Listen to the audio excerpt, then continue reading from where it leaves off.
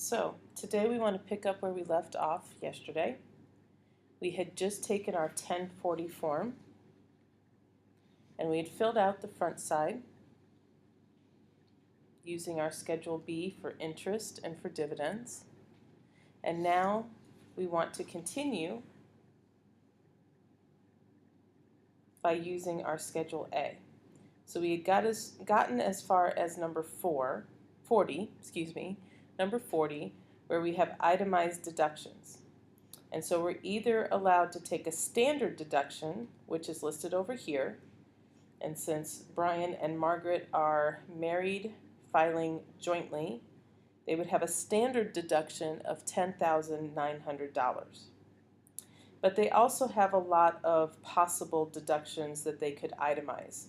And so we're going to take a look at Schedule A and see whether their itemized deductions are actually a better deal than just taking the standard deduction of $10,900. Okay, so we'll switch to our Schedule A, which is on the back side of Schedule B. And here's where we have Brian and Margaret O'Sullivan's name. Remember, we did not have to write it here on Schedule B because we were assuming it was already going to be written here on the front side of Schedule A. Okay, so going back to our information about the O'Sullivans, if you remember this sheet,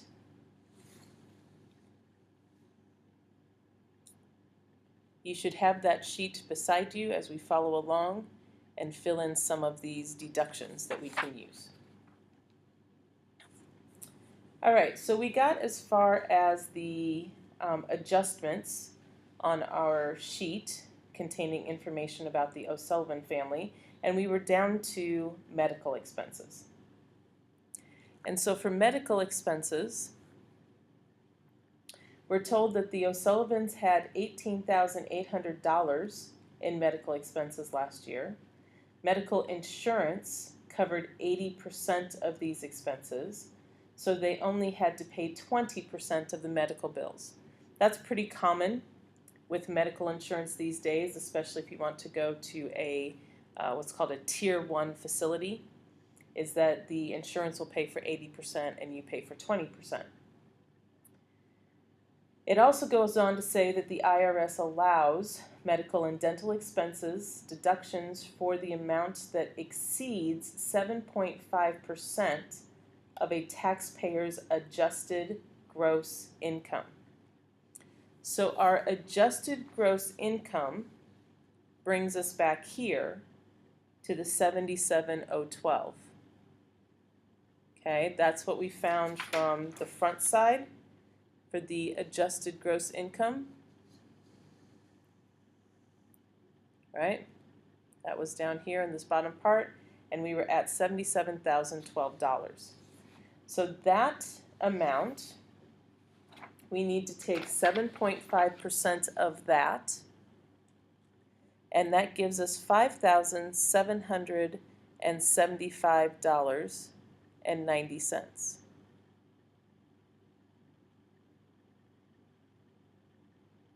Okay? So let's just work this out here for a second.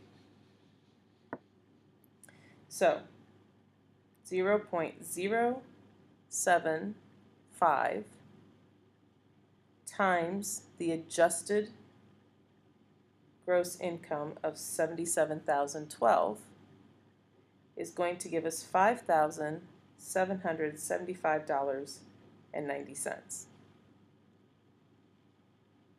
Okay? So now if we take the amount of their medical expenses, okay, their medical expenses were $18,800, but they really only paid 20% of that. So 20% of the $18,800, and that's going to give us $3,760. And it says that the IRS allows medical and dental expenses to be deductions for an amount that exceeds the 7.5% of a taxpayer's adjusted gross income. So this is the amount we have to be over, and this is the amount that they actually had to pay out of pocket. And so it is not over this amount. And so for our medical expenses here,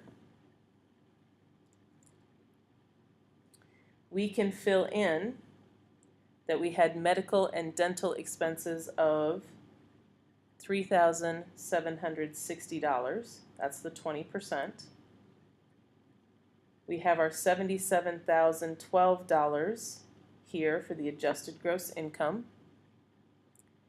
Taking that times the 0.075, we get to the $5,782. And because line 3 was more than line 1, that means we're going to have 0 that we can claim as deduction for medical expenses. Okay? Then we were told that the O'Sullivans paid $3,298 in state income taxes and $3,567 in real estate taxes. So that goes down into the next section for taxes that you've paid other than federal taxes. So you have paid income taxes, so we'll put an X in that box, and you are paying income taxes in the amount of $3,298 at the state level. Line 6 is where we put in our real estate taxes, and that was $3,567. Okay, we don't have any other information about any of these other taxes, so when we add up lines 5 through 8, we should get a total of $6,865.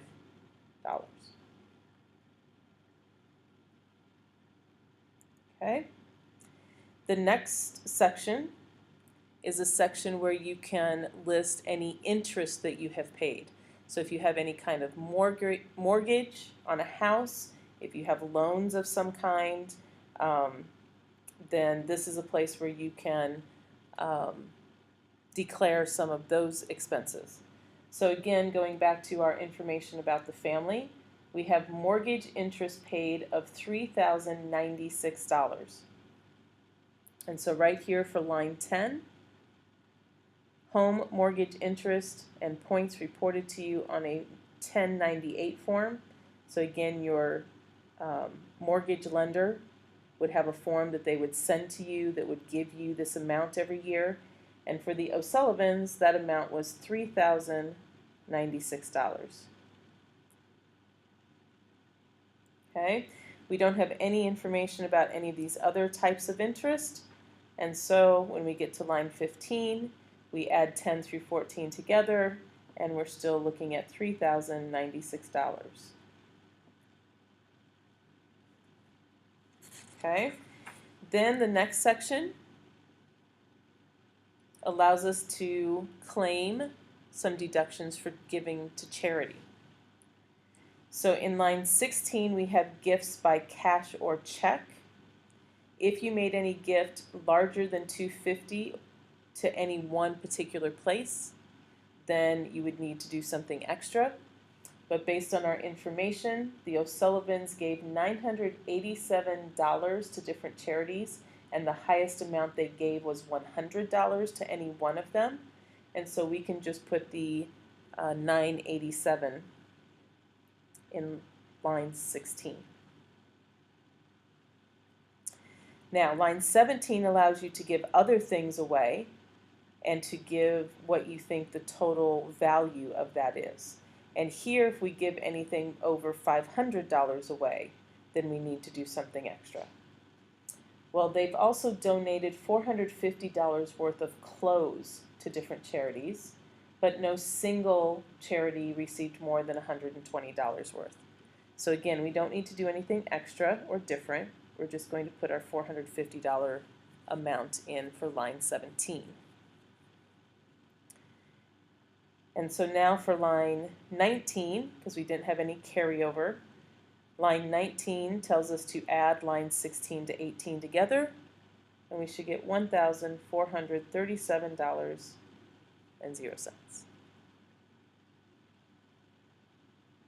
Okay?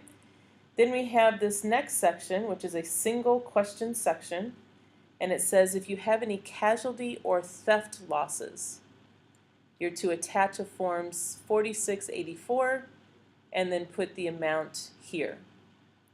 Now obviously we don't have that form, but we do have information about flood damage that the O'Sullivans had to pay for.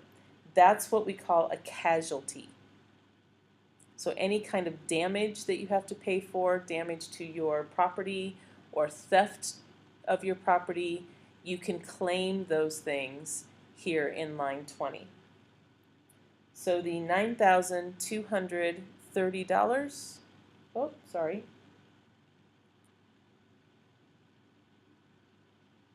Oh, sorry, let me go back a second. So we have the $9,230. They don't allow you to claim all of it. So first of all, let's move this over here for a second so we can clarify this. First of all, the IRS makes you pay the first $100. Okay, so you're going to need to deduct $100 from this to start with. Now you're talking $9,130. And then it says only part of the remaining casualty loss is deductible. So we need to subtract 10% of the adjusted gross income from this amount. So again, if you remember, our adjusted gross income was the $77,012 number. We need to take that times 10% in order to get about $7,701.20. And then subtract that from the 9,130. That difference, that amount over your the 10% of your adjusted, is what you're allowed to claim. So that ends up being $1,428.80, which we can round off to $1,429. Oops, wrong form. So back over here.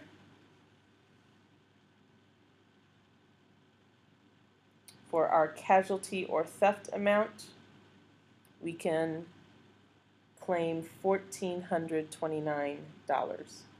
And so that's probably what this form is for. It allows you to state what these amounts are and to do this calculation so that you get our $1,429. Okay? Then you have a section for job expenses. So if you have any expenses related to your job, sometimes you can deduct those as well. And so when we look on our information sheet, it says that Brian had $541 in job travel expenses. He also had or they both had union dues and had to pay a total of $1,439 for that. And then Brian took 2 college classes related to his employment for a total of $2,315. So here in number 21, where they ask you for unreimbursed employee expenses, these are things that have not already been paid for by your company. Things that have come out of your own pocket. So any kind of job travel, union dues, job education, anything like that, that gets combined in line 21. So we need to add together the $541 for his travel expenses, the $1,439 for the union dues for both of them, and the $2,315 for his classes. And so that comes to an amount of $4,295. Okay, we don't seem to have any tax preparation fees that we know of, and so we come down here to line 24, where they add us to add lines 21 through 23. So that's going to be 4,295 still. And then we're supposed to enter the amount from Form 1040, line 38. So again, that's our adjusted gross income, the $77,012. And then we're supposed to multiply that by 2%. So if we take that times 0.02, we get $1,540.24. And then we subtract line 26 from line 24, and that's the amount that we get to claim. And so you see with most of these deductions, you are oftentimes asked to calculate something that is above and beyond a percentage of your adjusted gross income. Okay? So it's not getting everything reimbursed, but it's getting something reimbursed, and every little bit can help. And when we round off our answer to the nearest dollar, we're now talking about $2,755 that can be claimed as a deduction for job expenses.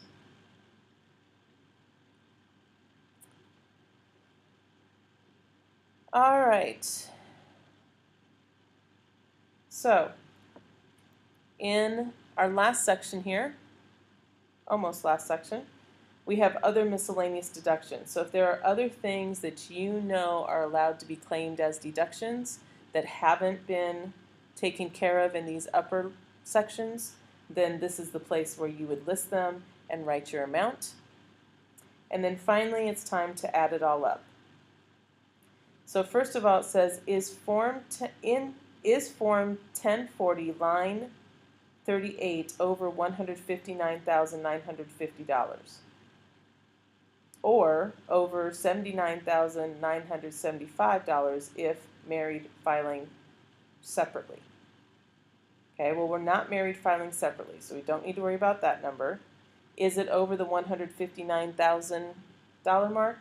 No, we were at $77,012. So when you say no, that means your deduction is not limited. Add the amounts in the far right corner from lines 4 to 28. Also enter this amount on the form 1040, line 40. So when we add all of this up, we have our 0, our 6,865, our 3,096, our 1,437, 1,429, and 2,755. We get a total amount of $15,582. Okay, and so now we're supposed to go back and enter that into line 40. So on line 40,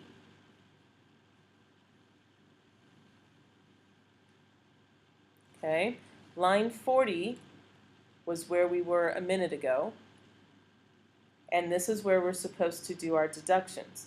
So for a married filing jointly, the standard deduction is $10,900. But by itemizing all of this, we now have a deduction of $15,582. So in the case for the O'Sullivan family, it was better for them to list everything out and to calculate all of this, because they're going to get more of a deduction. And so that amount goes right here, $15,582.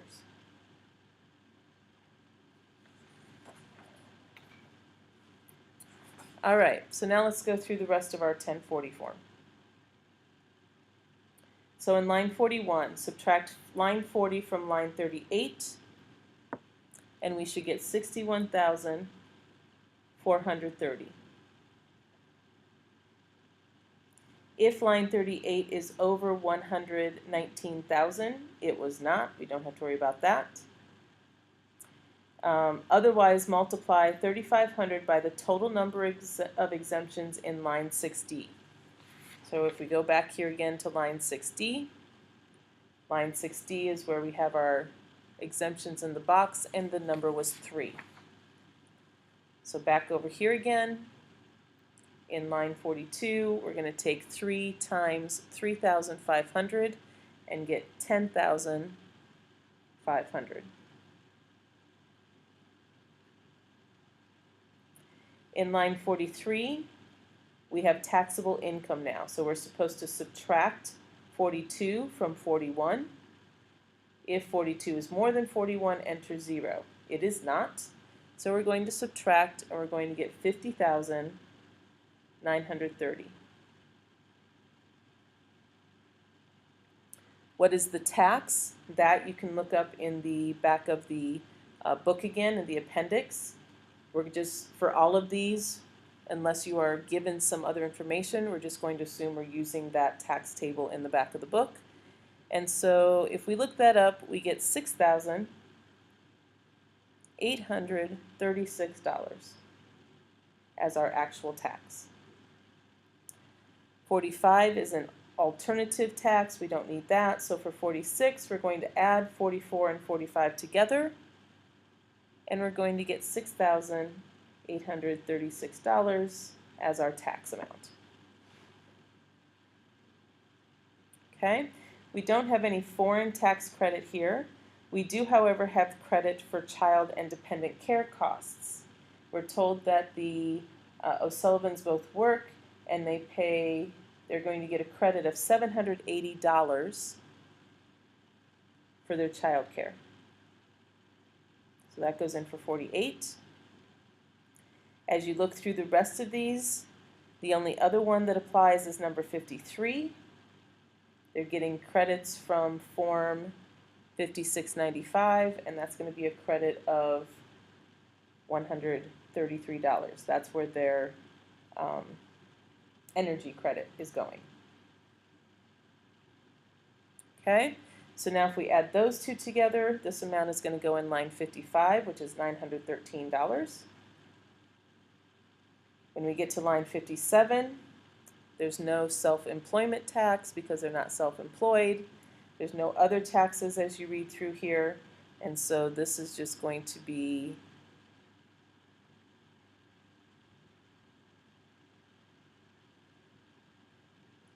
oh, I missed a line here, sorry. 56. Oh, there we go, 56. We were supposed to subtract 55 from 46.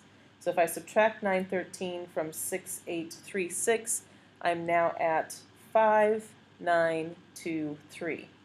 There we go. All right, now, no other taxes that we need to worry about.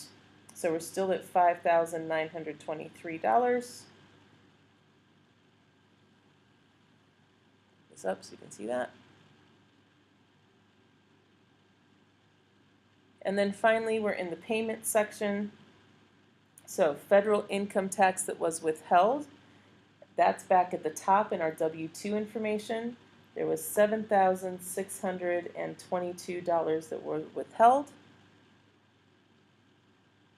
As you look through the rest of this list, nothing else has been given us any information. And so for line 71, we'll stay with our 7622. Line 72, if line 71 is more than 61, which it is, then subtract line 61 from 71, and this is the amount you overpaid. So the O'Sullivans have overpaid by $1,699. 73A says amount of line 72 you want refunded to you. Most likely they want the whole thing. There are some carryover options you can have, but we're not going to deal with that right now. And so they want the whole $1,699. and then we would fill out the bottom. We would have our signature. If someone else prepared this form, they would need to fill that out. But ultimately, it comes down to the O'Sullivans are going to get almost $1,700 back as a refund.